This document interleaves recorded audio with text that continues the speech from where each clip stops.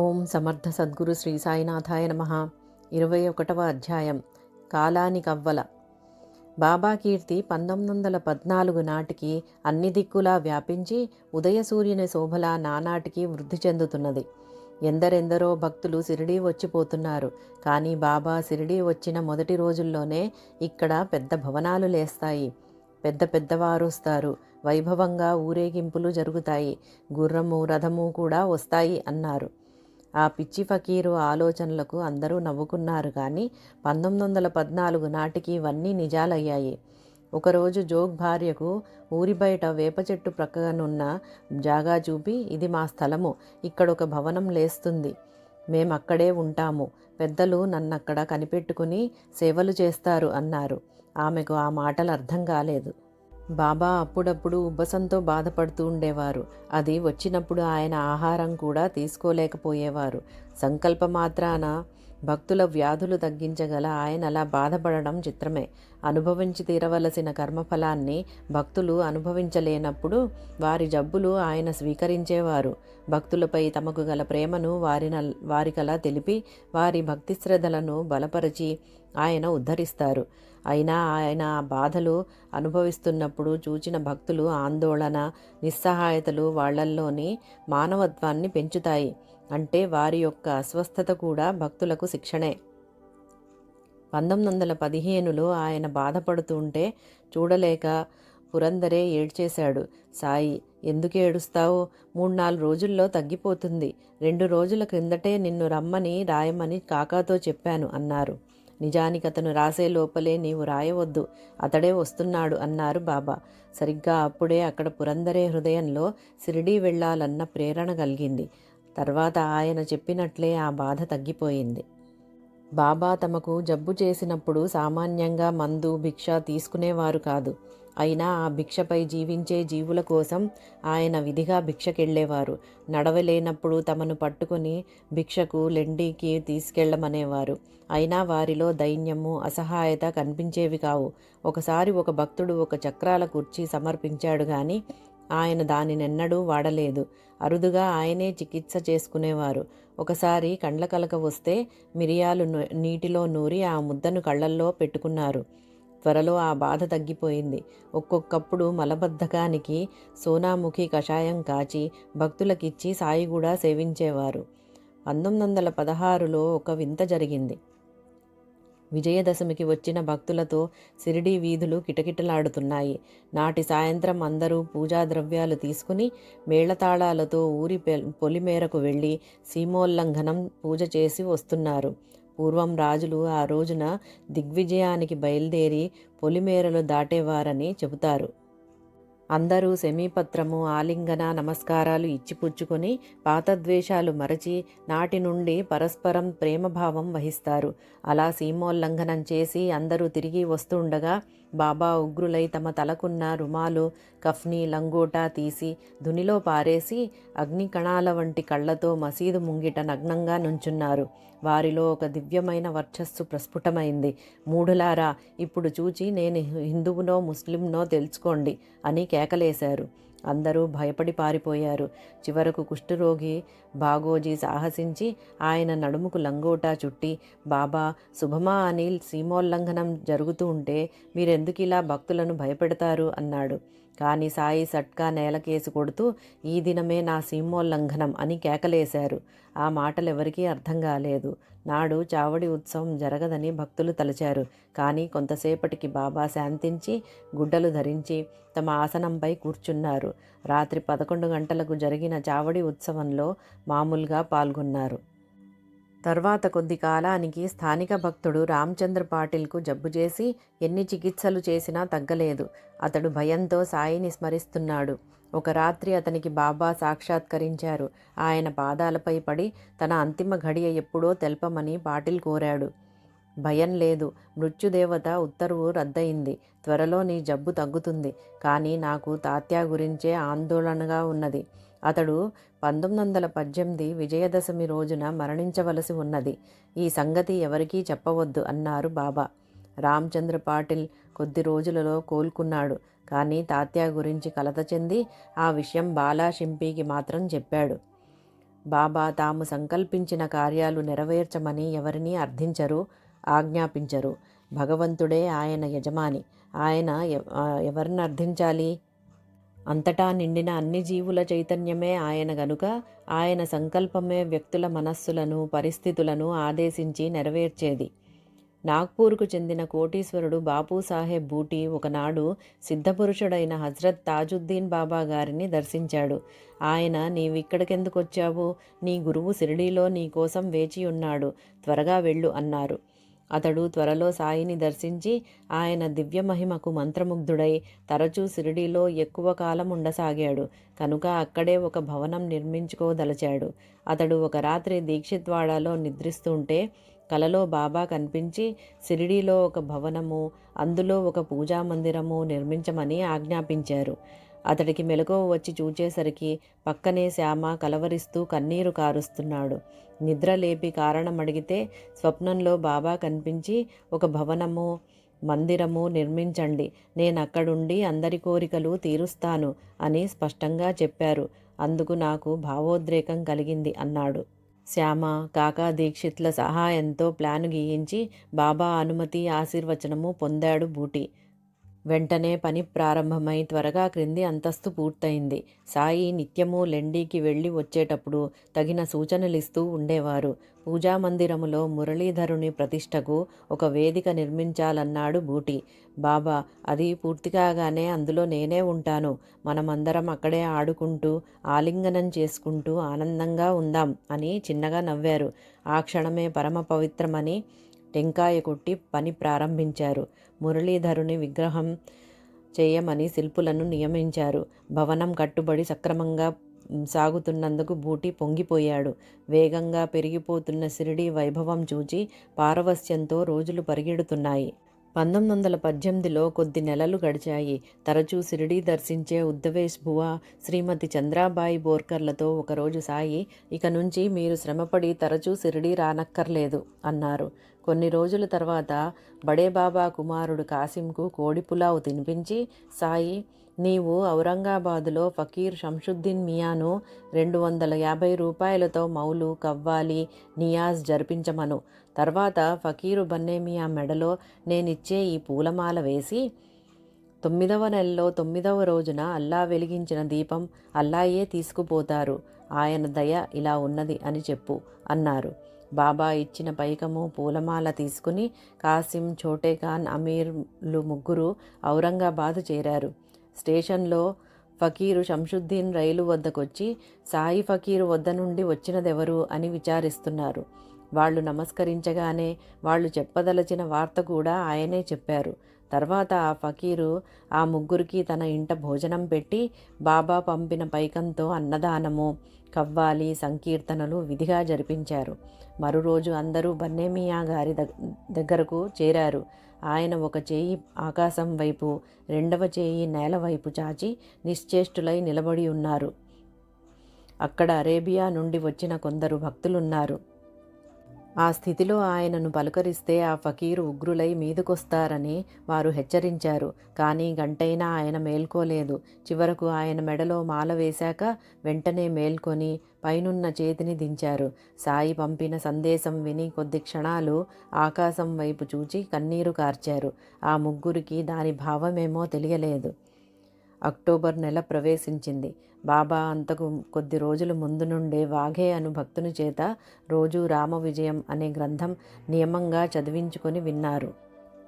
ఆ రోజు బాబా భిక్షకు వెళ్ళారు.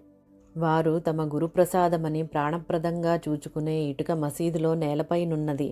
నిత్యము దానికి మహాల్సాపతి, కాశీరాం షింపీలు అభిషేకము, పూజ చేసి దుని దగ్గరనున్న స్తంభం పక్కనే పెట్టేవారు. ఆనాడు మాధవ్ ఫస్లే మసీదు చిమ్ముతూ దానిపై దుమ్ము పడకుండా చేతిలోకి తీసుకోగానే అది జారి క్రిందపడి విరిగిపోయింది. సాయి కోపిస్తారని ఫస్లే భయంతో వణికిపోయాడు. కొద్దిసేపట్లో సాయి రానే వచ్చారు. విరిగిన ఇటుక చూచి కోపించలేదు. దానిని చెక్కిలికి ఆనించుకొని కన్నీరు కారుస్తూ, విరిగినది ఇటుక కాదు, నా ప్రారబ్ధం. ఇది నా జీవిత సహచరి, ప్రాణానికి ప్రాణం. దాని సహాయంతోనే నేను ఆత్మను ధ్యానించేది. అది విరిగిపోయింది. ఇక నేనెక్కువ కాలం జీవించను అన్నారు. అప్పుడు బాబా అనుమతిస్తే ఆ 2 ముక్కలను వెండి తీగతో గాని లేక బంగారు తీగతో గాని కలిపి గట్టిగా చుట్టించి ఇస్తానన్నాడు బూటి. కానీ బాబా అందుకు అంగీకరించలేదు. అక్టోబర్ 3న పురందరే దీక్షిత్లు దర్శనానికి రాగానే, నేను ముందు వెళ్తాను, మీరు వెనుక వస్తారు, నా సమాధి మాట్లాడుతుంది, నా మట్టి సమాధానం చెబుతుంది, నా నామం పలుకుతుంది అని వెంటనే ఊది ఇచ్చి వారిని పంపివేశారు. ఆ మాటలెవరికీ అర్థం కాలేదు. కొద్ది రోజుల తర్వాత మహాల్సాపతితో, నేను ఇక్కడ నుండి ఎక్కడికైనా వెళ్ళిపోతాను అన్నారు. నవరాత్రులు ఆరంభం అవుతూనే తాత్యాకు భయంకరమైన జబ్బు చేసింది. అతడు మసీదుకు కూడా వెళ్ళలేకపోయాడు. బాబాకు కూడా తీవ్రంగా జ్వరం వచ్చి రోజురోజుకి ఆయన ఆరోగ్యం క్షీణిస్తోంది. బూటీవాడాను పావనం చేయకుండానే బాబా సమాధి అవుతారని భక్తులు భయపడ్డారు. అయినా ఆయన నిత్యము తాత్యాకు ఊది పంపేవారు. ఒకరోజు భోజనానికి అతన్ని మసీదుకు రమ్మని పాయసం తినిపించారు. అతడెంతో కష్టపడి మింగాడు. అప్పుడు అతని నొసట విభూతి పెట్టి, తాత్యా, మొదట మన ఇద్దరి కోసం 2 ఊయలలు తెప్పించాను, కానీ మరలా మనస్సు మార్చుకున్నాను. నేను ఒక్కడినే వెళ్తున్నాను, నువ్వు ఇంటికి వెళ్ళు అని అతనిని పంపేశారు. ఇక్కడ ఊయల అంటే సమాధి అని అర్థం. సాయి దృష్టిలో మృత్యువంటే తాత్కాలికమైన నిద్ర. జీవులు మరల జన్మించవలసిందే కదా. బయాజీ మామి తన బిడ్డడైన తాత్యాను సాయిని సమానంగా చూచింది కాదు, సాయినే ఎక్కువగా చూచుకున్నది. అందుకని బాబా అతనిని తమ మరొక రూపంగా ప్రేమించారు. ఒకే ఆత్మ 2 దేహాలుగా జీవించిన వారిద్దరూ మరణంలో కూడా విడిపోకూడదని బాబా తలచారు కాబోలు. కానీ తాత్యా కుటుంబాన్ని తలచి తన సంకల్పాన్ని మరల మార్చుకున్నారు కాబోలు. తాత్యా కంటతడి పెట్టి, సాయి, నన్నే ముందు పంపరాదా అన్నారు. ఫకీరును నేను పోతే శోకించే వారెవరూ లేరు, నీవు పోతే నీ వాళ్ళంతా దుఃఖిస్తారు అన్నారు సాయి. నేను పోతే నా బంధువులే దుఃఖిస్తారు, మీరు పోతే ఎందరో దిక్కులేని వారవుతారు, మీరుంటే మీ దర్శనంతో ఎందరో తరిస్తారు, నా జీవితం నాకు సాటివారికి కూడా బంధమే అని వెక్కి వెక్కి ఏడుస్తున్నాడు తాత్యా. నోర్ముయ్, పో ఇంటికి అని బాబా గద్దించి అతన్ని పంపేశారు. కాలఫలకం మీద ఆయన తిరుగులేని శాసనం రాసేసి చెమ్మగిల్లిన కళ్ళతో ఇంటికి వెళుతున్న తాత్యాను చూస్తూ ఉండిపోయారు. ఇదంతా పక్కనే పనిచేస్తున్న దామోదర్ విని కట్టలు తెంచుకొస్తున్న దుఃఖం అణుచుకుంటూ ప్రక్కకు పోయి కన్నీరు కారుస్తున్నాడు. తాను విన్నది మరొకరితో చెప్పలేడు, దాచుకోలేడు. సాయిని కన్నెత్తి చూడలేకున్నాడు. వెంటనే సాయి, దామ్యా, ఎందుకురా ఏడుస్తావు? బుద్ధి లేదు? నాకు మరణం ఎక్కడిది? ఊరుకో, ఎవరికీ చెప్పకు, జాగ్రత్త అని గద్దించారు. ఆయన వాగే అనే భక్తుని చేత రామ విజయం వారం రోజులలో ఒకసారి, 2వ వారంలో 2 సార్లు చదివించుకుని విన్నారు. అప్పుడు అతనికి ఒక కొబ్బరికాయ దక్షిణ ఇచ్చారు. అప్పటి నుండి ఆయన ఎక్కువసేపు మౌనంగా ఉండసాగారు. ఆయన సాయంకాలపు సూర్యునిలా క్షీణిస్తున్నారు. మరీ నీరసించి లెండీకి భిక్షకు వెళ్ళడం మానేశారు. బూటి, కాకా దీక్షిత్ ఎప్పుడూ ఆయన దగ్గరే ఉంటున్నారు. విజయదశమి ఇంకా వారం ఉన్నదనగా కొందరు ఫకీర్లు ఒక బండి మీద ఒక పులిని గొలుసులతో కట్టి మసీదు వద్దకు తెచ్చారు. జబ్బుగా ఉన్న పులిని ఒక సర్కస్ కంపెనీ వద్ద చౌకగా కొని గ్రామాలలో ప్రదర్శించి ఆ ఫకీర్లు డబ్బు సంపాదించుకుంటున్నారు. దాని జబ్బు తగ్గితే ఎక్కువ వెలకు దానిని సర్కస్ వారే కొనవచ్చని వారి ఆశ. అదెంతో బాధగా గర్జిస్తుంటే చూచి సాయి, పాపం దానిని అలా కట్టేశారేమి, విప్పండి, దాని బాధ నేను తీరుస్తాను అన్నారు. ముందు ఆ ఫకీర్లు భయపడ్డారు కానీ తర్వాత గంపడ ఆశతో దానిని విప్పారు. అది మెల్లగా బండి దిగి మసీదు మెట్లెక్కి ఆయన ఎదుటికొచ్చింది. మంత్రముగ్ధి అయినట్లు కొన్ని క్షణాలు తదేకంగా ఆయనను చూచి వారి చూపులకు తట్టుకోలేక కాబోలు తల దించుకున్నది. బాబా పాదాలు వాసన చూచింది. 3 సార్లు తోకతో నేలను కొట్టి అక్కడే పడి ప్రాణం విడిచింది. అదెక్కడ పుట్టిందో కానీ మహాభక్తునిలా సాయి పాదాల వద్ద శాశ్వతంగా దుఃఖ నివృత్తి పొందింది. ఫకీర్లకు ఆ నష్టం కొంతైనా భర్తీ చెయ్యాలనో, ఆ రూపంలో ఉన్న ఆ భక్తుణ్ణి తమ చెంతకు చేర్చి మేలు చేసినందుకు బహుమానమో కానీ సాయి వారికి 50 రూపాయలు బహూకరించారు. ఆ మృగరాజు వలనే సాయి మహారాజు కూడా రుణానుబంధం వలన తమపై ఆధారపడిన జీవులను అంతటి రోగబాధలోనూ పోషిస్తున్నారు. దానివలనే ఆయన కూడా ఇక విడుదల, విశ్రాంతి కోరడానికి చిహ్నమన్నట్లున్నది ఈ సంఘటన. విజయదశమికి 4 రోజులున్నది. సాయి ఆనాడు నందు మార్వాడి భార్యతో ద్వారకామాయిలోనూ చావడిలోనూ ఉండాలంటే నాకేమీ బాగుండలేదు. నేను బూటీవాడాకు పోతాను. అక్కడ నాకు పెద్ద పెద్దవారు సేవలు చేస్తూ ఉంటారు అన్నారు. బాబా 2 రోజులకు సమాధి చెందుతారనగా భక్తులతో మీరెవరూ శోకించకూడదు అని హెచ్చరిస్తున్నారు. అన్ని రోజులు అస్వస్థతగా ఉన్నా ఒక్కసారి కూడా విశ్రమించలేదు. రోజంతా కూర్చునే ఉండేవారు. అక్టోబర్ 15, 1918న విజయదశమి. తెల్లవారేసరికి బాబా చాలా బలహీనంగా ఉన్నారు. అయినా దర్శనానికి వస్తున్న భక్తులను ఆదరిస్తూనే ఉన్నారు. ఇంతలో రామచంద్ర పాటిల్, బాలాషింపీలు భయపడినట్లే తాత్యాకు నాడీ బలహీనమవుతోందని కబురు వచ్చింది. మధ్యాహ్న హారతి కాగానే భక్తులందరినీ భోజనాలకు పంపారు బాబా. శ్రీమతి లక్ష్మీబాయి, భాగోజీ, బయ్యాజీ అప్ప కోతే పాటిల్, బాలాషింపి, నిమోన్కర్, శ్యామాలు మాత్రం ఆయన దగ్గరే ఉండిపోయారు. అప్పుడు బాబా, నాకిక్కడ ఏమీ బాగలేదు, ఆ దగ్దీవాడాకు తీసుకుపోండి, అక్కడ నాకు సుఖంగా ఉంటుంది అన్నారు. ఆయన ఆసనం మీద కూర్చుని మాధవ్ ఫస్లేని అడిగి తాంబూలం తీసుకున్నారు. తర్వాత ఆయన మంచినీళ్లు త్రాగుతుండగా మధ్యలో మింగుడు పడక సగం నీరు బయటకు వచ్చి వారి కళ్ళు అర్ధనిమీలితాలయ్యాయి. అప్పుడు ఆయన లక్ష్మీబాయి షిండేను పిలిచి మొదట 5, తర్వాత 4 రూపాయి నాణేలిచ్చి వాటిని జాగ్రత్తగా ఉంచుకోమన్నారు. అబ్దుల్లాను వెంటనే రమ్మని కబురు చేశారు. అతడు కొద్దిసేపాగి వస్తానని కబురు చేశాడు. సాయి చిన్నగా నవ్వి తమకు మసీదులో బాగుండలేదని, బూటీవాడాకు తీసుకెళ్తే బాగుంటుందని చెప్పి బయ్యాజీ అప్పాకోతే పాటిల్ వైపుకు ఒరిగి కన్ను మూశారు. భాగోజీ అది గమనించి నిమోన్కర్తో చెప్పాడు. అతడు సాయి నోట్లో కొంచెం నీరు పోసి అది బయటకు వచ్చేయడం చూచి అందరూ పెద్దగా ఏడ్చారు. ఆ కబురు వినగానే డాక్టర్ పిళ్ళే బాబాకు నాడి చూచి కంటనీరు పెట్టాడు. సాయి శరీరం విడిచారని వినగానే గ్రామస్తులు, భక్తులు హృదయ విదారకంగా శోకాలు పెడుతూ మసీదు చేరారు. క్షణంలో సిరిడీ యావత్తు జీవోత్సవమైంది. అబ్దుల్లా పరుగున అక్కడకు చేరి తన దురదృష్టానికి ఎంతో దుఃఖించాడు. భక్తులు నమస్కరించుకోవడానికి వీలుగా బాబా శరీరాన్ని కూర్చోబెట్టారు. అక్కడికెందరు భక్తులు చేరారంటే ఆ రద్దీలో సుమారు 5 గంటల సేపు నాకు బాబా దేహాన్ని చూచే అవకాశమే కలుగలేదు అంటాడు నృపతి పాటిల్. బాబా శరీరం మీద లెక్కలేనన్ని పూలమాలలు, రాసులు రాసులుగా పువ్వులు వేస్తున్నారు. ఎప్పుడూ భయము, దుఃఖము ఎరుగని నానావల్లి కూడా ఆ రోజు కన్నీరు తుడుచుకుంటూ కొద్దిసేపు అక్కడ నిలబడి తర్వాత మారుతి ఆలయానికి వెళ్ళిపోయాడు. అప్పట్నుండి 13 రోజుల పాటు ఓ మామా, నీవు లేక నేను బ్రతకలేను, నేను వచ్చేస్తాను అని శోకాలు పెడుతూ అన్నపానీయాలు కూడా మాని సమాధి చెందాడు. మరో చిత్రం, సాయి నిర్యాణమైన కొద్ది గంటలలోనే తాత్య ఆరోగ్యం బాగుపడింది.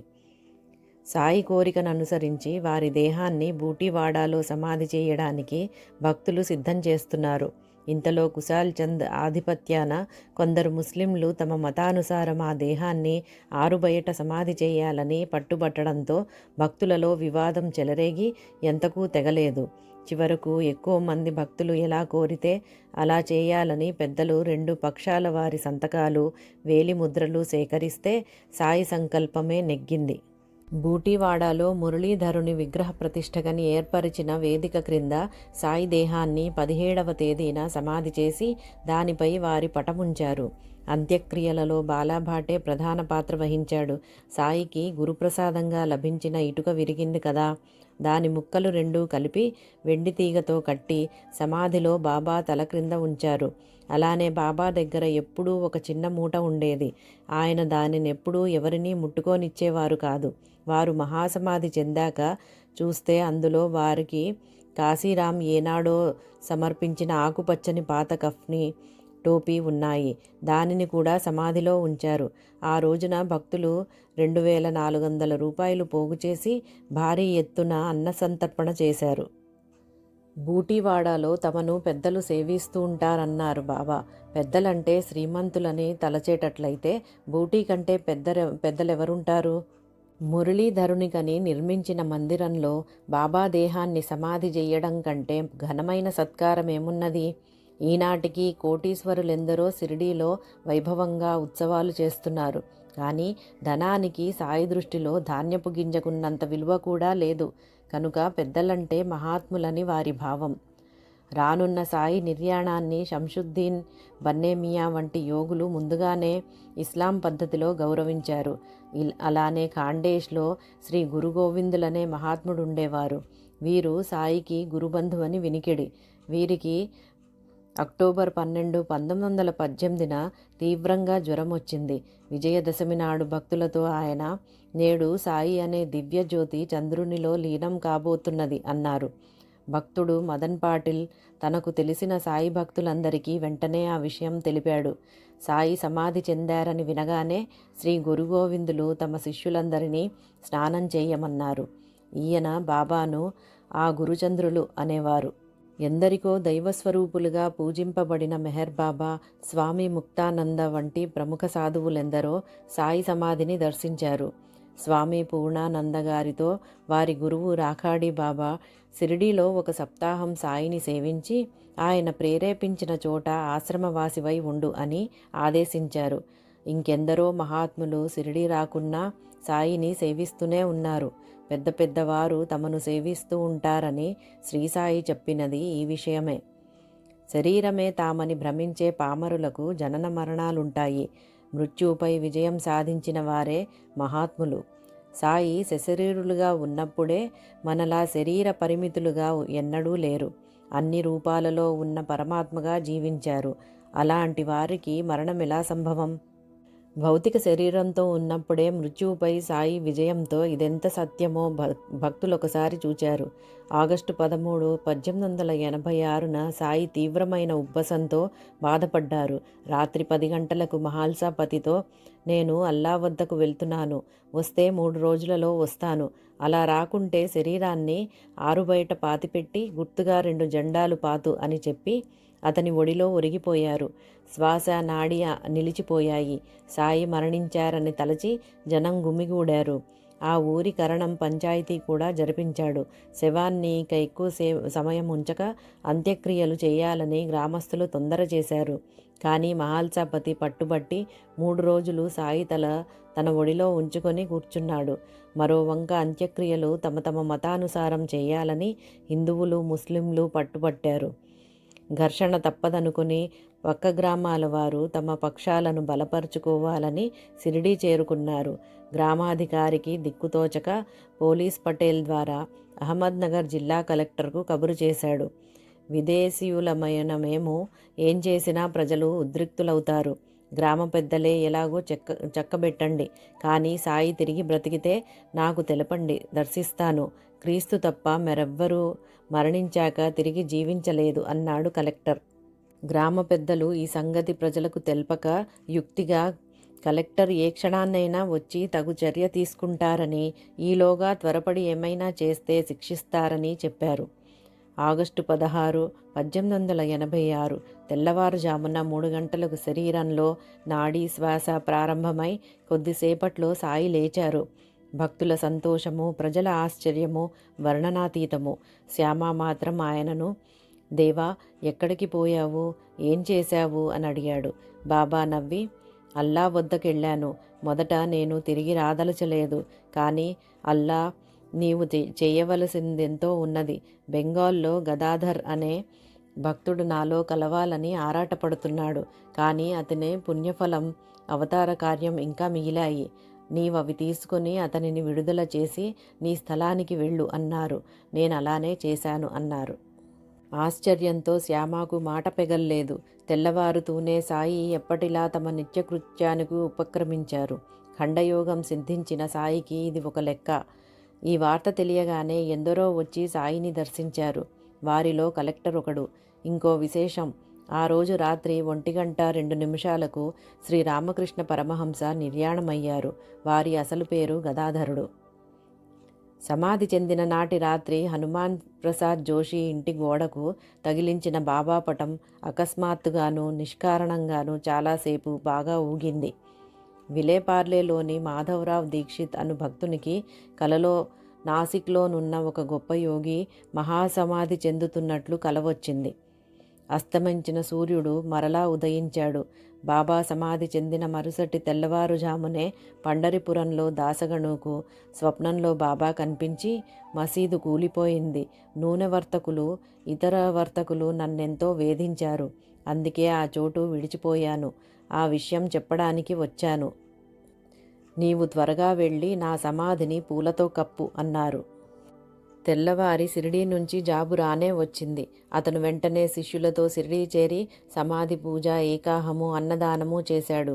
సాయి ఆ రోజే ఉదయం లక్ష్మణ్ మామ జోషికి స్వప్నంలో కనిపించి, నేను మరణించాననుకుని ఈరోజు జోగు ఆరతివ్వడానికి రాడు, నీవు వచ్చి పూజ ఆరతి చెయ్యి అని చెప్పారు.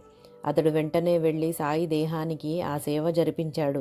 నాటి మధ్యాహ్నము మిగిలిన భక్తులతో కలిసి జోగ్ సాయి దేహానికి పూజ ఆరతి చేశాడు. బాబా చేతివేళ్లు తెరచి దక్షిణ అందులో పెట్టాడు. సమాధి అయిన 21 గంటల తర్వాత కూడా సాయి వేళ్ళు బిగిసిపోకుండా సులువుగా తెరిస్తే తెరుచుకున్నాయి, మళ్ళీ మూస్తే మూసుకున్నాయి. దశమి నాటి రాత్రంతా బూటీవాడాలో సమాధి తవ్వుతున్నారు. బుధవారం సాయంత్రం బాబా శరీరాన్ని 4 చక్రాలు గల ఒక వాహనంపై ఉంచి పైన అర్ధచంద్రాకృతిలో ఆచ్ఛాదన ఏర్పాటు చేసి గ్రామమంతా ఊరేగించి బూటీవాడాలోని హాలులో ఉంచారు. సుమారు 36 గంటల తర్వాత కూడా సాయి శరీరం కొంచెం కూడా బిగవక కఫ్నీ విప్పడం కూడా ఎంతో తేలికగా వీలైంది. బుధవారం బాబా నోటి వెంట కొద్ది రక్తం వచ్చింది. బాబా సమాధి అయిన మరునాటి రాత్రి 12:30 గంటలకు శ్రీమతి ప్రధాన్కు ఒక కల వచ్చింది. ఆయన సమాధి చెందుతూ ఉంటే చూచి బాబా చనిపోతున్నారు అని కేకలు పెడుతున్నది. అప్పుడు బాబా, మహాత్ములు చనిపోరు, సమాధి అవుతారు అన్నారు. మరుక్షణమే ఆయన శరీరం నిశ్చలమైంది. అందరూ దుఃఖిస్తున్నారు. తెల్లవారేసరికి సాయి మహాసమాధి చెందిన వార్త అందింది. 3వ రోజు తెల్లవారుజామున ఎండబ్ల్యూ ప్రధాన్ వదినగారికి స్వప్నంలో బాబా కనిపించి, మీ సంచిలోనున్న పీతాంబరం పంపి నా సమాధిపై కప్పించండి అన్నారు. వెంటనే మెలకువ వచ్చి చాలా సంవత్సరాలుగా ఉతికిన ఒక పీతాంబరం వారి సంచిలో ఉన్న సంగతి జ్ఞాపకం వచ్చి ఉదయమే దానిని షిరిడీ పంపారు. 1923వ సంవత్సరం వరకు తరచూ దానినే బాబా సమాధి మీద కప్పేవారు. బాబా సమాధి అయిన తర్వాత 7వ రోజున ఉపాసనీ బాబా కాశీ వెళ్ళి 1100 మంది బ్రాహ్మణుల చేత విశ్వేశ్వరునికి అభిషేకం చేయించి వారందరికీ భోజనము, దక్షిణ, శాలువలు ఇచ్చారు.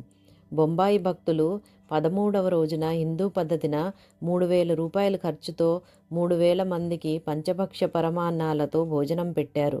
తర్వాత మాసికము రోజున దాసగణు కూడా అంత వైభవంగానూ చేశాడు.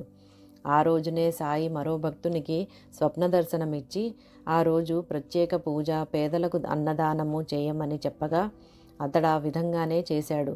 త్రైమాసికం అప్పుడు 5000 రూపాయల ఖర్చుతో సంతర్పణ, వస్త్రదానములతో పాటు ఆ కార్యం జరిపించిన బ్రాహ్మణులకు పట్టుబట్టలు, వెండి గ్లాసులు దానమిచ్చాడు దాసగణు. అప్పట్లో సాయి సంస్థానానికి దాసగణు అధ్యక్షుడుగా ఉన్నాడు. ఓం సమర్థ సద్గురు శ్రీ సాయినాథాయ నమః. 21వ అధ్యాయం సంపూర్ణం.